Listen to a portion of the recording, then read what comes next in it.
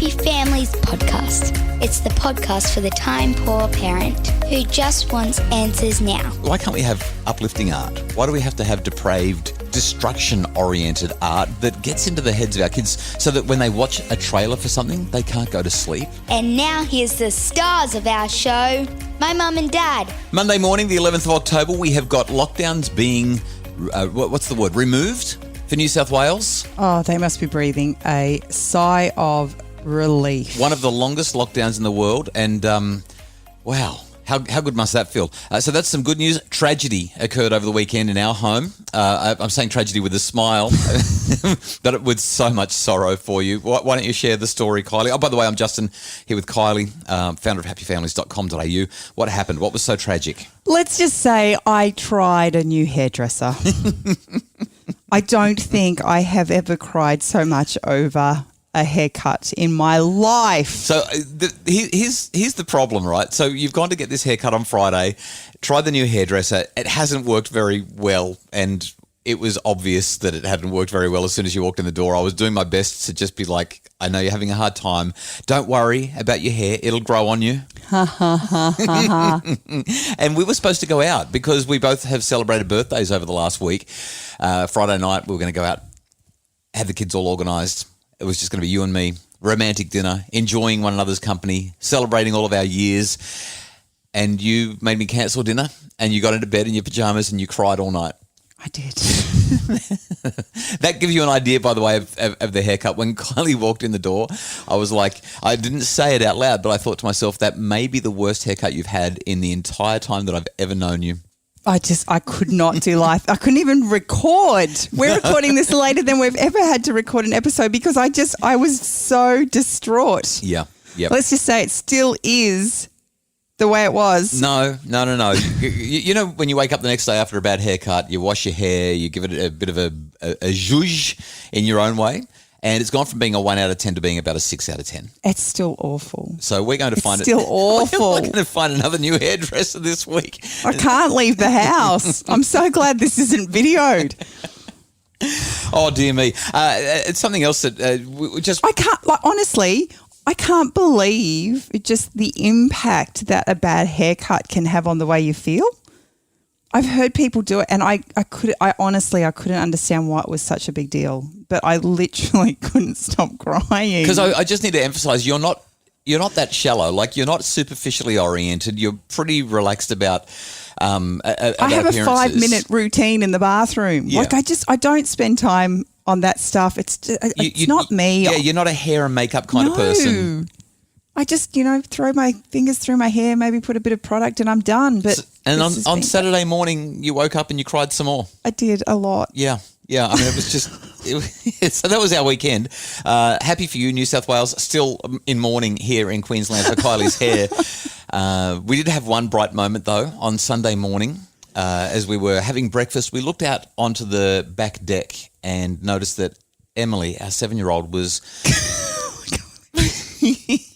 wiping the dog's bum with some toilet paper. Oh, parenting is just awesome, isn't it? I was so proud of her. Once she'd done it, she went and flushed it in the toilet. So proud of her. What is that? Gosh. Anyway, we need to talk about something very serious. Was that not serious enough? I mean, seriously. Your haircut was serious. We have received a lot of correspondence over the last week or so that sounded just like this. Hi, Justin. I was hoping you could please help families like ours who have kids bombarded by the TV show Squid Game. It's everywhere. I've told my 17-year-old son I don't recommend he watches it until he's 18, ideally 20. And my daughter is 10, and she's coming across it online from seemingly innocent clips on YouTube to kids copying the various games on the show.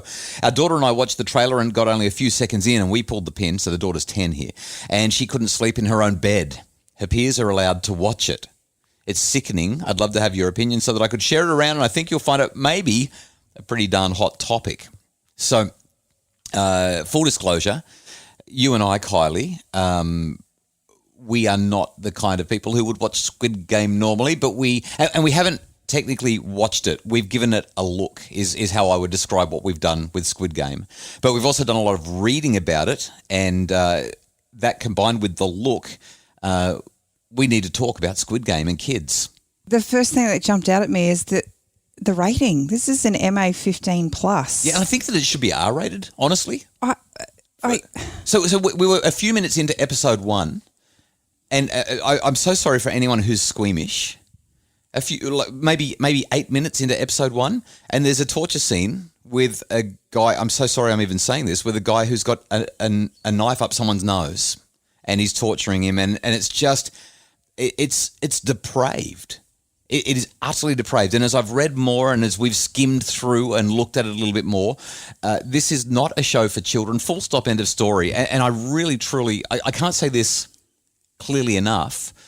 I absolutely, unquestionably would have to say that a parent who is letting their kids watch Squid Game is not doing their job as a parent. This is an age-old problem. Ratings have always... I mean, I remember as a kid, my friends were able to watch things that my parents would never have let me watch. And yet, as we've become parents and we've spent time with our kids, we've actually let the rating be a guide, but it still doesn't mean that we let our children watch it just because it's a PG. And I think that as parents, we really need to take some responsibility. What are we letting our kids watch? You know, this parent's acknowledged that her kids are being bombarded by it from every side. And I think as parents, we need to rally together. Like, it's so important for our kids to be able to be kids. Why are we letting them watch these shows that just go against like I said, the they're best depraved. of human nature? They're depraved. There's nothing uplifting. There's nothing redeeming. There's nothing positive. It's punching down, and it's just it's gross. For those of you who don't know what Squid Game is, by the way, I don't know where you've been hiding. It's the number one show on Netflix globally and here in Australia as well. You can either watch it with subtitles or you can have it dubbed. We were watching some of the dubbed stuff, and which makes it even worse to watch. I mean, it's just horrendous to watch it with the dubbing, and it's kind of like the Hunger Games but on steroids. It's really, really repulsive. 455 people who have got no money and are desperate for money go into a game. Literally, it's called Squid Game, and they play kids' games, but there's a murderous, deathly twist on every single one. And if you don't win the game, you basically you die, and they die in horrible, horrible ways. I don't understand the hype. I don't understand why people are into this. But here's the thing: our kids are watching it. Everyone's talking about it. We've got Halloween coming up in a couple of weeks' time, and everyone's trying to get their Squid Game costumes going for that. I mean, there's the whole conversation about Halloween in Australia anyway, but that's happening.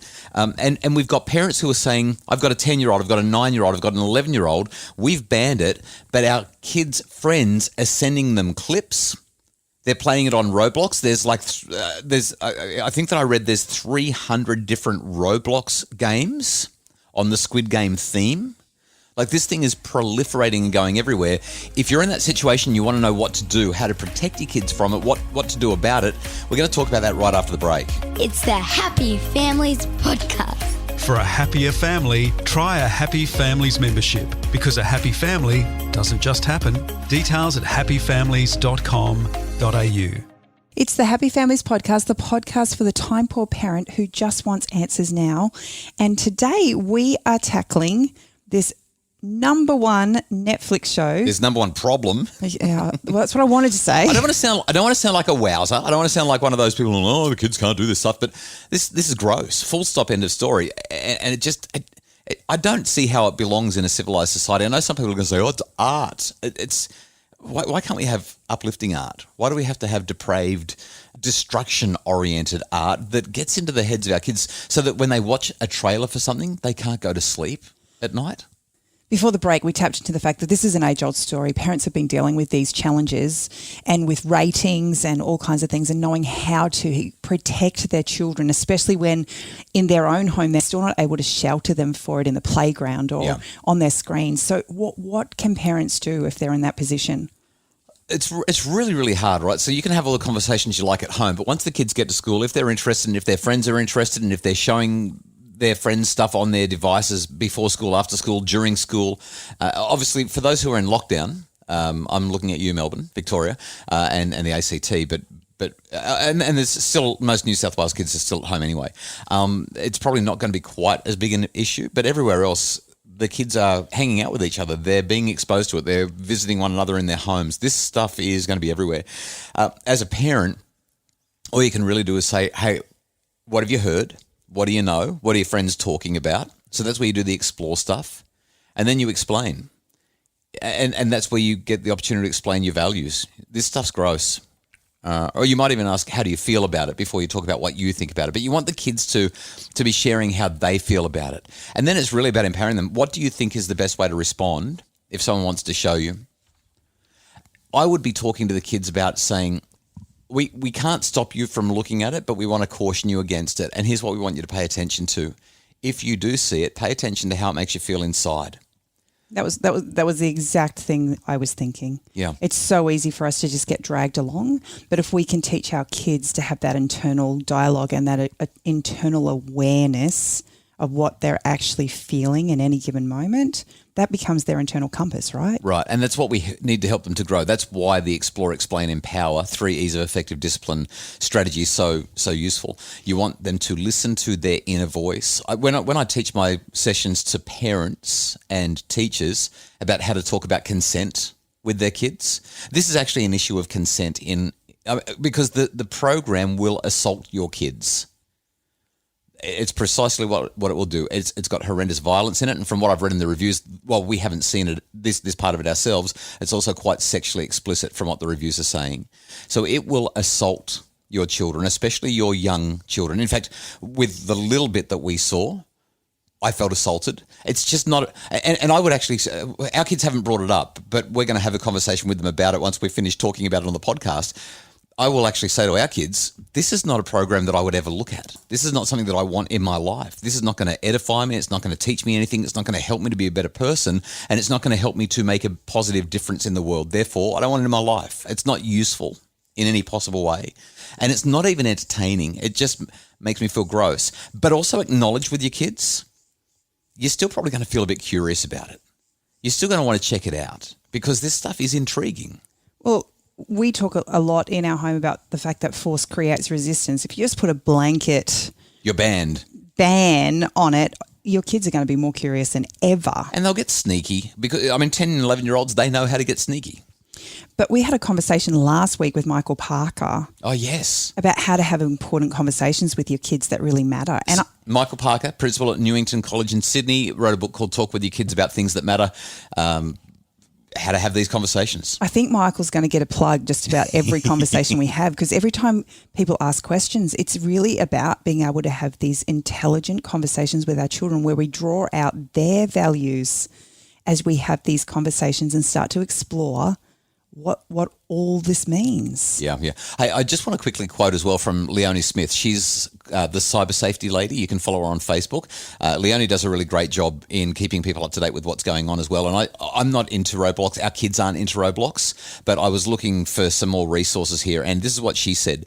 If you've got kids who are playing Squid Games on Roblox, here's what you need to know. I was playing one with an under 13-year-old account on the weekend. And I think it was a bit too scary for any under 13-year-old. You die several times before you get the hang of some of the games being shot off. Or, you get shot or you fall. I played in the most popular version. It was pretty scary. And then she edited it and updated it and said, I played several other versions today, and there were some really scary versions that were way more graphic and scary than the first one I played. She's taken some pics and added them to her Facebook post. There are over 300 games on the Squid Game theme.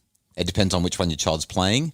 And she's basically just said, these games are not for kids, and don't let your kids play Roblox Squid Games because it's really, really gross. So I guess it just comes back to the whole thing. Parents, we need to monitor what's going on. We need to ask questions, explore, get curious, not furious, explain what our expectations are and why, let them know that it's normal to want to know, and then empower them so that they can work out what will they do when their friends are talking about it. It's interesting. We've had this conversation a couple of times now, but the more we know our children's friends and their families, the more we get to actually have a say in the village that we build. So many times our kids have come home and said, everybody's doing it. And I've gone, there's no way everyone's doing this. And I'll ring one of the parents and say, hey, my kid's talking about this. What's your kids doing? And they'll be like, oh, no, we don't do that in our house. And all of a sudden, I've got an ally. I've got someone that just gives me permission to feel stronger in my stand. And I think as parents, we need to rally together. Yeah.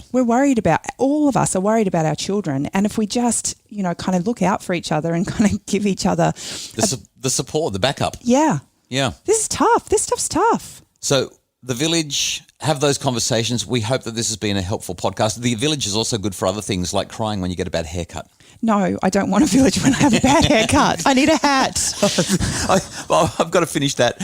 When we were talking about whether we were going to cancel Friday night, you basically said, I will only go out with you if we can eat in the dark while I'm wearing a hat. And then you got into bed and cried. Hey, we hope that the podcast has been helpful for you. Not about haircuts, not about wiping dogs' bums with toilet paper, but about Squid Game. Thank you so much for listening. If you have any questions, you can contact us, podcasts@happyfamilies.com.au. That's podcasts with an S at happyfamilies.com.au. The Happy Families podcast is produced by Justin Rulon. He's from Bridge Media. Craig Bruce is our executive producer. If you would like more info about how you can make your family happier, including checking out our Happy Families memberships, please visit us on Facebook or our website. Oh, and a quick reminder, tonight, if you have a child with ADHD, we're doing an ADHD Answers webinar. It's happening tonight. All the information at happyfamilies.com.au.